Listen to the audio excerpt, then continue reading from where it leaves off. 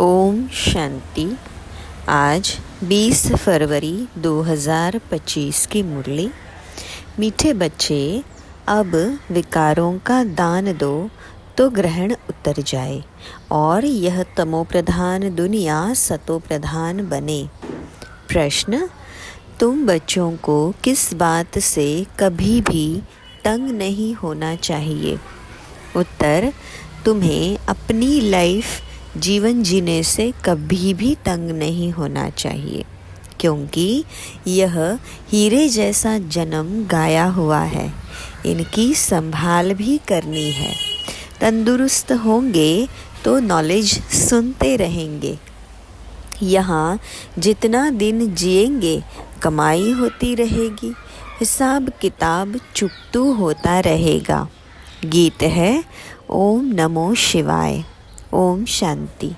आज गुरुवार है। तुम बच्चे कहेंगे सतगुरुवार, क्योंकि सतयुग की स्थापना करने वाला भी है। सत्यनारायण की भी कथा सुनाते हैं प्रैक्टिकल में। नर से नारायण बनाते हैं।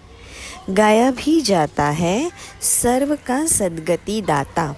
फिर वृक्षपति भी है। यह मनुष्य सृष्टि का झाड़ है, जिसको कल्प वृक्ष कहते हैं। कल्प कल्प अर्थात 5000 वर्ष बाद फिर से यह हूबहू रिपीट होता है। झाड़ भी रिपीट होता है ना। फूल 6 मास निकलते हैं, फिर माली लोग जड़ निकाल रख देते हैं, फिर लगाते हैं तो फूल निकल पड़ते हैं। अब यह तो बच्चे जानते हैं। बाप की जयंती भी आधा कल्प मनाते हैं, आधा कल्प भूल जाते हैं। भक्ति मार्ग में आधा कल्प याद करते हैं। बाबा कब आकर के गार्डन ऑफ फ्लावर्स स्थापन करेंगे? दशाएं तो बहुत होती है ना। बृहस्पति की दशा भी है, उतरती कला की भी दशाएं होती है। इस समय भारत पर राहु का ग्रहण बैठा हुआ है। चंद्रमा को भी जब ग्रहण लगता है तो पुकारते हैं, दे दान तो छूटे ग्रहण। अब बाबा भी कहते हैं, यह 5 विकारों का दान दे दो तो छूटे ग्रहण। अभी सारी सृष्टि पर ग्रहण लगा हुआ है। 5 तत्वों पर भी ग्रहण लगा हुआ है, क्योंकि तमो प्रधान है। हर चीज़ नई फिर पुरानी ज़रूर होती है। नई को सतो प्रधान, पुरानी को तमो प्रधान कहते हैं। छोटे बच्चे को भी सतो प्रधान महात्मा से ऊंच गिना जाता है, क्योंकि उनमें 5 विकार नहीं रहते। भक्ति तो सन्यासी भी छोटेपन में करते हैं। जैसे रामतीर्थ श्री कृष्ण का पुजारी था, फिर जब सन्यास लिया तो पूजा खलास। सृष्टि पर पवित्रता भी चाहिए ना। भारत पहले सबसे पवित्र था, फिर जब देवताएं वामार्ग में जाते हैं तो फिर अर्थक्वेक आदि में सब स्वर्ग की सामग्री, सोने के महल आदि खलास हो जाते हैं। फिर नए सिर बनना शुरू होता है। डिस्ट्रक्शन तो ज़रूर होता है। उपद्रव होते हैं जब रावण राज्य शुरू होता है। इस समय सब पतित है। सतयुग में देवताएं राज्य करते हैं। असुरों और देवताओं की युद्ध दिखाई है, परंतु देवताएं तो होते ही है सतयुग में। वहाँ लड़ाई हो कैसे सकती? संगम पर तो देवताएं होते नहीं। तुम्हारा नाम ही है पांडव। पांडव कौरवों की भी लड़ाई होती नहीं। यह सब है गपोड़े। कितना बड़ा झाड़ है, कितने अथाह पत्ते हैं, उनका हिसाब थोड़े ही कोई निकाल सकते। संगम पर तो देवताएं होते नहीं। बाप बैठ आत्माओं को समझाते हैं। आत्मा ही सुनकर कान हिलाती है। हम आत्मा है, बाबा हमको पढ़ाते हैं, ये पक्का करना है। बाबा हमें पतित से पावन बनाते हैं। आत्मा में ही अच्छे व बुरे संस्कार होते हैं ना। आत्मा ऑर्गन्स द्वारा कहती है, हमको बाबा पढ़ाते हैं। बाबा कहते हैं हमको भी ऑर्गन्स चाहिए जिससे समझाऊं। आत्मा को खुशी होती है। बाबा हर 5000 वर्ष बाद आते हैं हमको सुनाने। तुम तो सामने बैठे हो ना। मधुबन की ही महिमा है। आत्माओं का बाप तो यह है ना। सब उनको बुलाते हैं।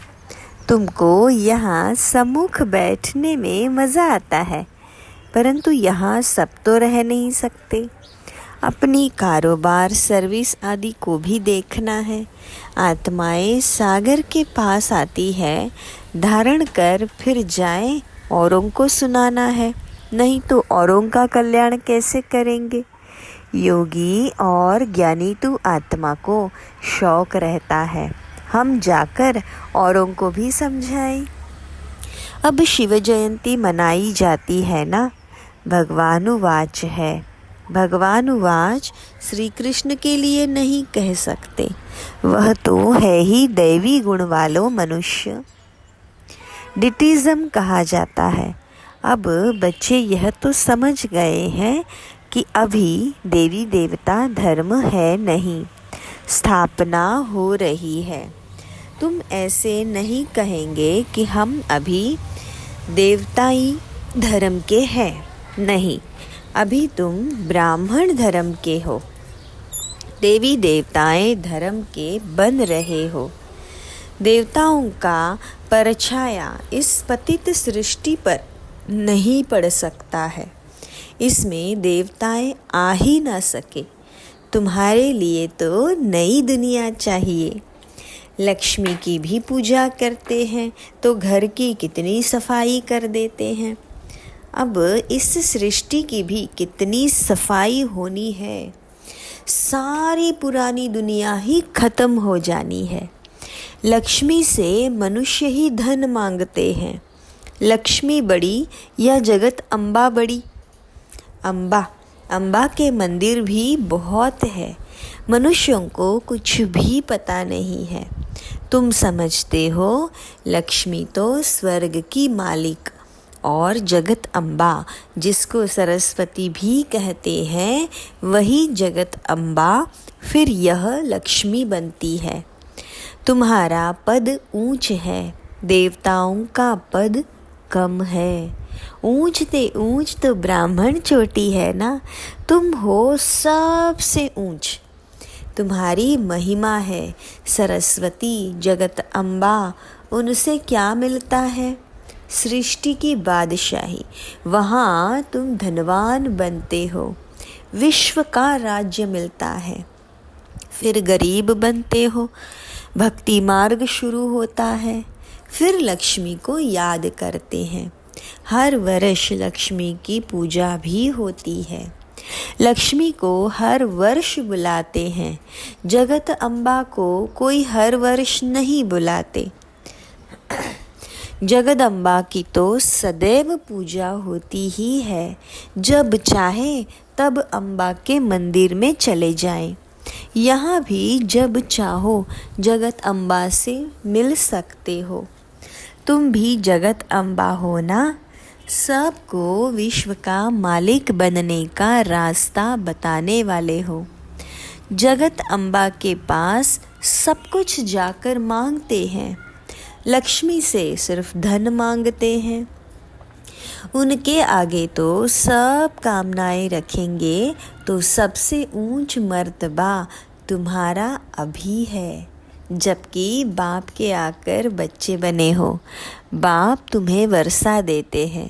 अभी तुम हो ईश्वरीय सांप्रदाय, फिर होंगे दैवी सांप्रदाय। इस समय सब मनोकामनाएं भविष्य के लिए पूरी होती है। कामना को तो मनुष्य को तो रहती है ना। तुम्हारी सब मनोकामनाएं पूरी होती है।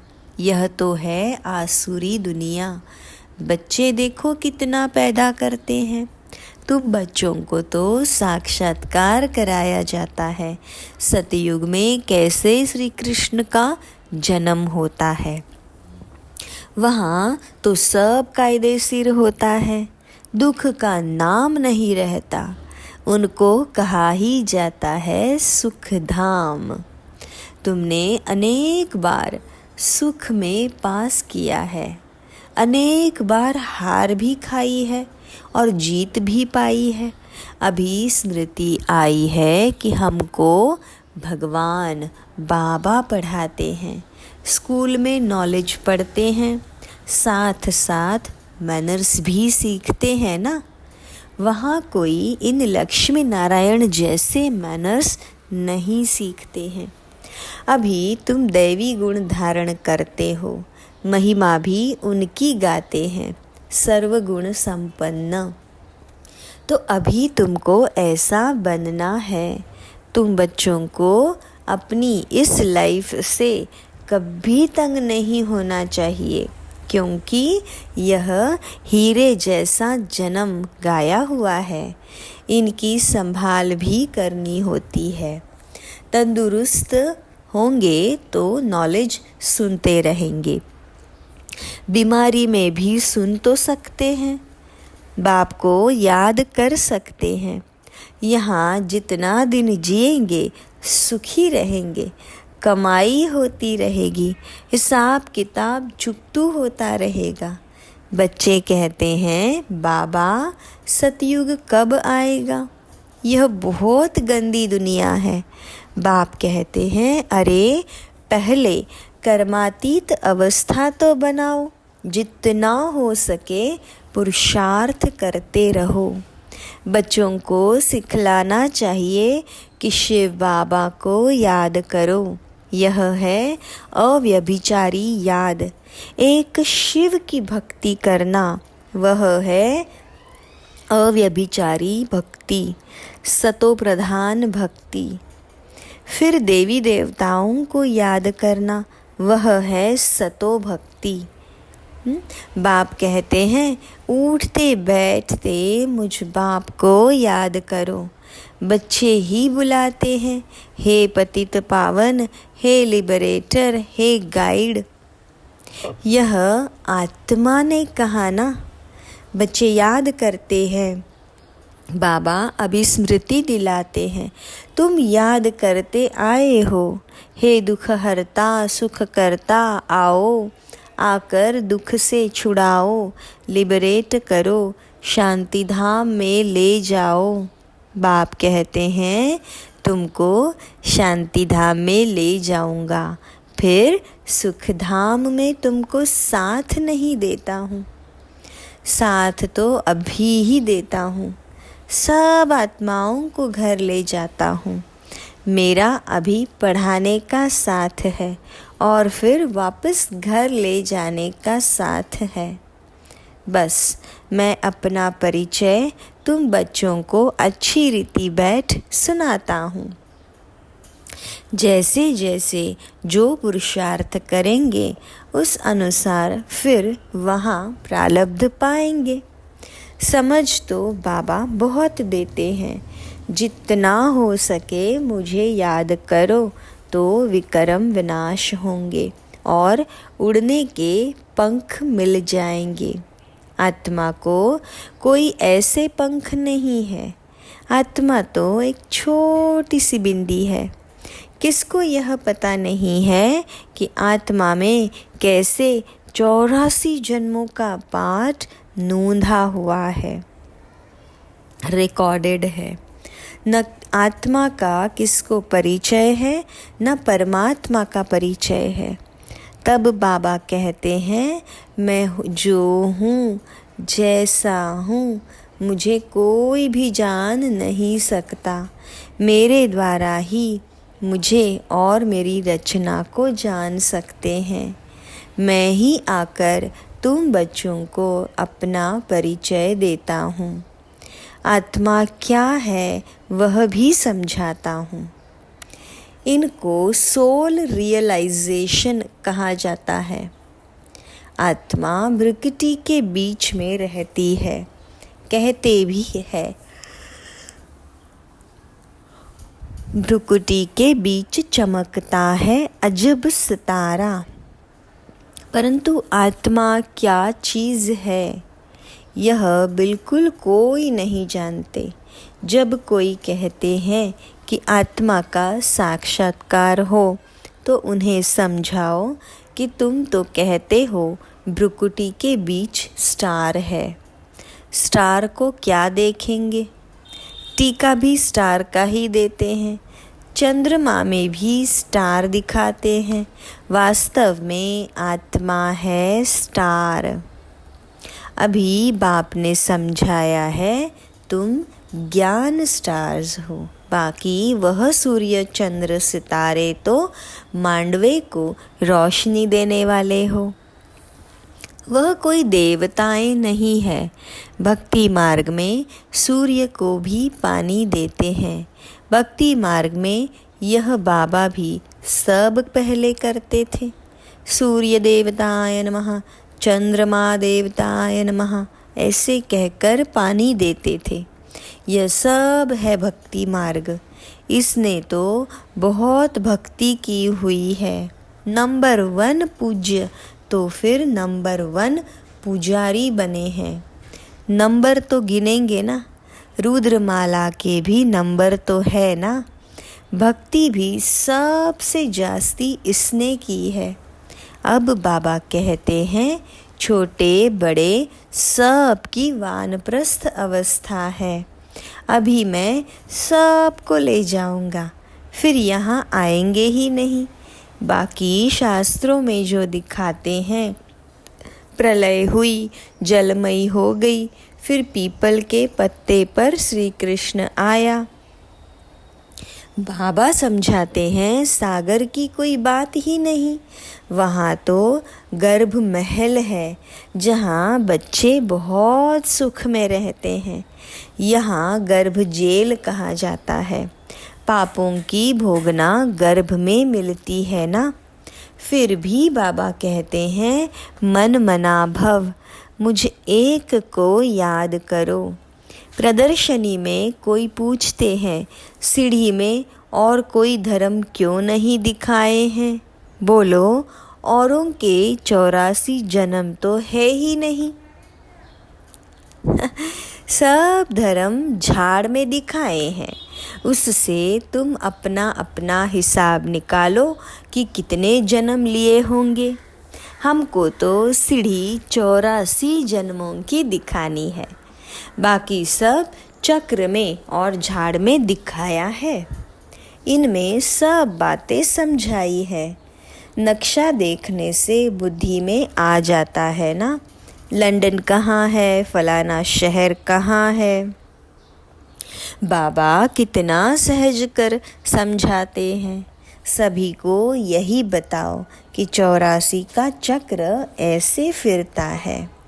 अभी तमो प्रधान से सतो प्रधान बनना है, तो बेहद के बाप को याद करो तो तुम पावन बन जाएंगे और फिर पावन बन पावन दुनिया में चले जाएंगे। कोई तकलीफ की बात नहीं है। जितना समय मिले एक बाबा को याद करो तो पक्की आदत पड़ जाएगी। बाप की याद में तुम दिल्ली तक पैदल जाओ तो भी थकावट नहीं होगी। सच्ची याद होगी तो देह का भान टूट जाएगा, फिर थकावट हो नहीं सकती। पिछाड़ी में आने वाले और ही याद में तीखे जाएंगे। अच्छा, मीठे मीठे सिक्के लधे बच्चों प्रति माता पिता बाप दादा का याद प्यार और गुड मॉर्निंग। रूहानी बाप की रूहानी बच्चों को नमस्ते। हम रूहानी बच्चों की रूहानी माता पिता बाप दादा को याद प्यार गुड मॉर्निंग और नमस्ते। शुक्रिया मीठे मीठे बाबा, शुक्रिया। धारणा के लिए मुख्य सार, एक बाप की अव्यभिचारी याद में रह देहभान को खत्म करना है। अपनी कर्मातीत अवस्था बनाने का पुरुषार्थ करना है।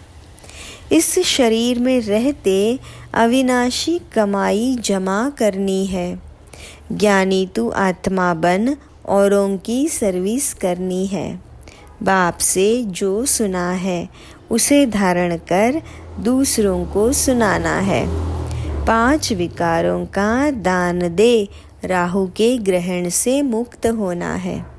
वरदान: एक मत और एक रस द्वारा धरनी को फलदायक बनाने वाले हिम्मतवान भव।